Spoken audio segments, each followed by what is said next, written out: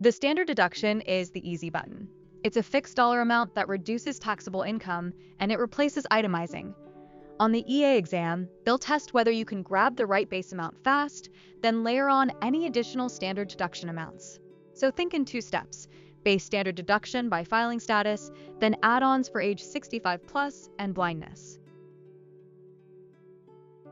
For 2024, memorize the base amounts by filing status. Single and married filing separately are the same. Head of household is higher, and married filing jointly and qualifying surviving spouse share the top amount. Exam tip: when they give you a filing status fact pattern, your first move is to lock in this base number before you touch any add-ons. Next are the additional standard deductions. You get an extra amount if, on the last day of the year, you're age 65 or older and/or blind. These stack. That means a taxpayer can get 2 add-ons, one for age and one for blindness. The dollar amount depends on whether the taxpayer is unmarried or filing jointly. Here's the timing trap.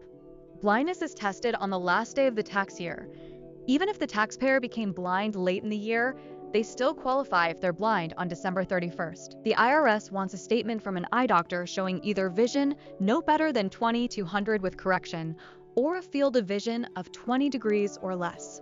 On the exam, that last day of year phrase is a giveaway.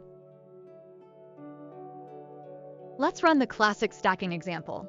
Jensen is unmarried, age 83, and becomes legally blind during the year. His base standard deduction is the single amount, $14,600. Then he adds 2 unmarried add-ons, one for being 65 or older and one for blindness. That's $1,950 plus $1,950. Total standard deduction, $18,500. Now the dependent limitation rules. A dependent doesn't automatically get the full base standard deduction. For 2024, their standard deduction is the greater of $1,300 or earned income plus $450. But there's a cap. It can't exceed the basic standard deduction for their filing status. And yes, if the dependent is also 65 or blind, they can add the extra amounts on top of their limited base. Marcus's wife moved out on November 1st, 2023, and hasn't returned. Marcus pays all the costs of keeping up the home for himself and his 6-year-old dependent child.